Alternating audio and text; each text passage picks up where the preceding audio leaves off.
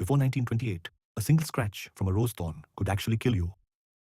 Humanity was losing a war against an invisible enemy we couldn't even see.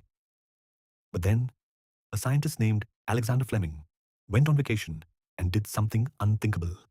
He left his laboratory a total mess. He left a window open, a breeze blew in, and a tiny piece of mold landed in the right place. And that is how a messy desk saved 200 million lives.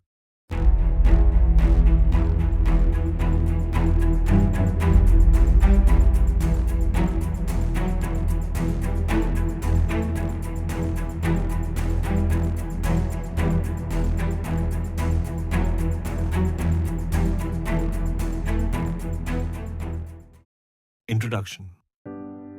Imagine a world where a simple scratch from a rose thorn or a blister from a new pair of shoes wasn't just a nuisance. It was a potential death sentence. Before the year 1928, humanity was losing a silent war. We had cities, we had cars, and we had flight, but we had no defense against the invisible world of microscopic invaders. Then, a messy desk and a window left open changed the course of history forever. This is the story of the greatest mistake ever made, and that is how we discovered the miracle of medicine. Part 1. The Messy Genius. Meet Alexander Fleming. He was a Scottish researcher in London, known for two things: being a brilliant scientist and being incredibly untidy. In September 1928, Fleming decided to take a much-needed vacation. But in his rush to leave his laboratory at St. Mary's Hospital, he did something that would get most students fired. He left a stack of culture plates, dishes filled with microscopic samples, sitting out on a bench instead of cleaning them or putting them in an incubator. Then, he walked out the door and left a window slightly ajar.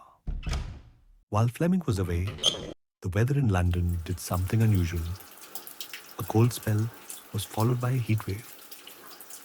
It was the perfect, rare recipe for a stranger to enter the lab. Part 2. That's funny. Fleming returned 2 weeks later. As he began sorting through his mess to clean up, he noticed something strange on one of the plates.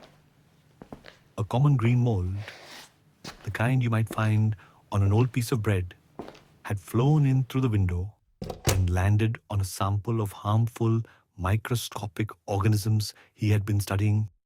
But here was the discovery. Everywhere the mold was growing, there was a clear circle around it. The harmful organisms weren't just moving away, they were dissolving. Fleming didn't scream "Eureka!" Instead, he famously muttered, "That's funny." He realized the mold was producing a juice that acted like an invisible shield, destroying the invaders. He named this juice Penicillin. Part 3. The Invention. The 10-year struggle. Now this is where most stories stop. But the how is much harder than the discovery.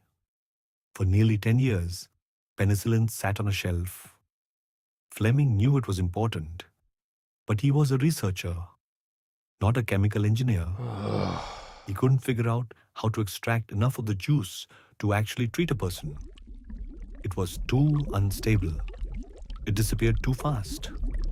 It wasn't until 1939 that a new team at Oxford University, led by Howard Florey and Ernst Chain, took the discovery and turned it into an invention.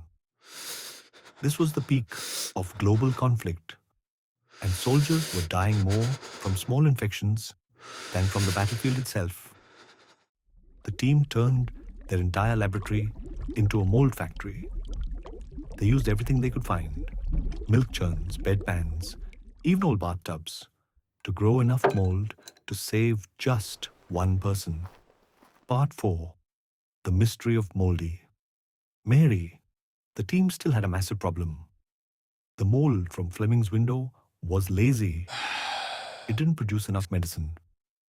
They needed a super strain. My days In a move that sounds like a movie plot, researchers began searching the world for the most disgusting, moldy food they could find. They found it in a grocery store in Illinois.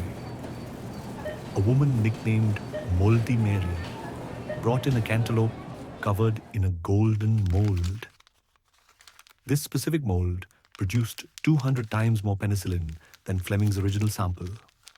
Every single dose of this medicine today can be traced back to that one moldy cantaloupe.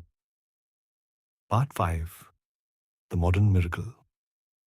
By 1944, because of that cantaloupe and the messy desk, the medicine was being mass-produced. It changed the world's life expectancy almost overnight. Diseases that had haunted humanity for centuries, things that caused high fevers and lung issues, were suddenly manageable with a simple treatment. We often think of progress as a straight line of genius. But penicillin shows us that progress is often a combination of a mistake, a messy room, and the curiosity to look at something ruined and ask, why? Conclusion. Today we face new challenges, but we carry the lesson of Alexander Fleming with us. Sometimes the universe provides the answer before we even know the question. We just have to be observant enough to see it. The next time you make a mistake or leave a mess, don't be too hard on yourself. You might just be one "that's funny" moment away from changing the world.